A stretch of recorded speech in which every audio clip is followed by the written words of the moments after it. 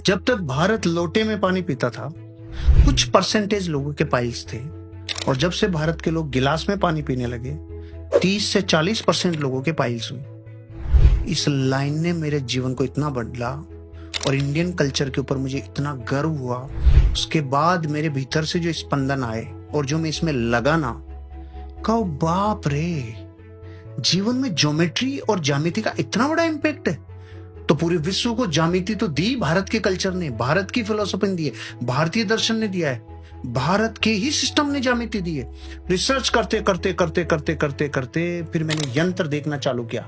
Showroom पे, दुकानों पे, बिजनेस के मेन जगहों पे यंत्र मिलते हैं। चीजों को कनेक्ट करना चालू किया, डॉट्स बनाने चालू किए। वो कह रहे हैं कि लोटे में पानी पीना सेहत के लिए अच्छा है, क्योंकि वो लार्ज इंटेस्टाइन को सिकुड़ाएगा नहीं, क्योंकि उसका सरफेस टाइम 0 होता है, और गिलास का प्रस्थ तनाव बढ़ा हुआ था, इसलिए वो उसको सिकुड़ाता है। ज्यामिति, ज्यामिति दिया किसने? भारत ने।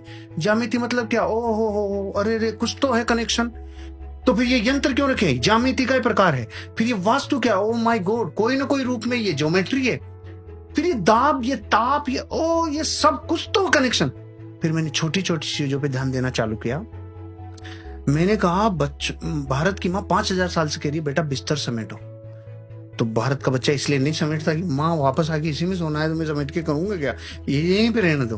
कुछ समेटते हैं तो दुख से, कुछ तकलीफ से, कुछ ये नहीं। फिर अमेरिका के एक विलियम्स ने कहा, अरे सुनो भाई, मैंने एक बुक लिखी, उसका नाम है मेक योर बेड, बिस्तर समेटो।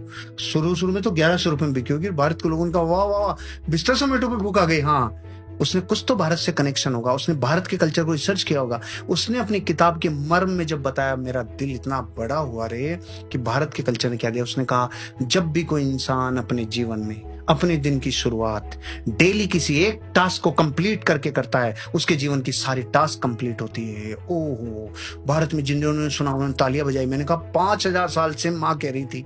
वो बेचारी यूनिफॉर्म मॉडल में नहीं कही, उसने साइंटिफिक तरीका नहीं बताया, तो तुमने नहीं माना, लेकिन कह तो भारत का कल्चर।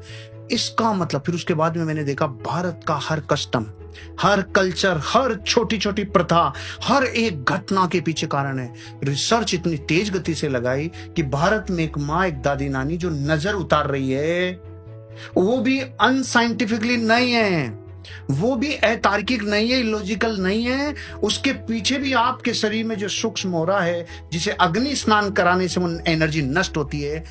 फिर तो मैंने कहा, भारत के कल्चर की हर एक परंपरा, हर एक छोटी से छोटी एक्टिविटी, भारत की माँ कह रही है मंदिर जा बेटा, 5000 साल से कह रही है मंदिर जा, वो नहीं जा रहा। खबर लगती है कि वहां की जो ज्यामिति है वो घर की ज्यामिति से पूरी तरह से डिफरेंट है। घर में छत है जो यहाँ के इस गुरुत्वाकर्षण के ऊपर, इस ग्रेविटेशनल फोर्स पर ताकत लग रही है, और वहां पे छत ही नहीं, वहां दीवारें ही जाके अपना रूप धारण कर रही है छत का, इसलिए वहां अपनी कोर से कनेक्ट होता है।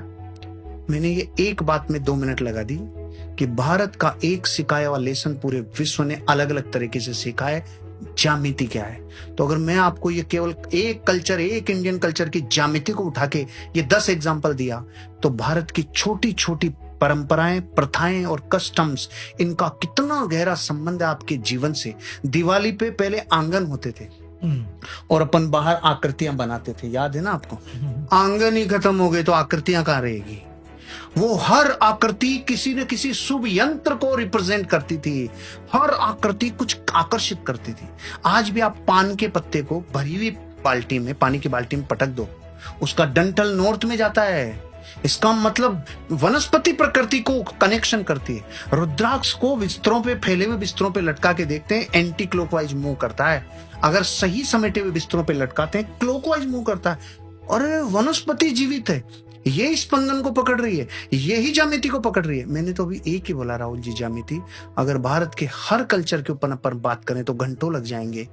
हर कल्चर में एक विज्ञान है, हर कल्चर में एक साइंस है, हर कल्चर में मानवता को उठाने के लिए पर्याप्त मूल्य हैं, लेकिन कोई ध्यान नहीं देता। मैं तो बहुत, मेरा एक वीडियो है परंपराओं के ऊपर, आधे घंटे से ज्यादा बोला है, सेशन से हटके ही चला गया। सारी ऑडियंस कहती है सेशन बंद, पहले इस मैटर में बात करो।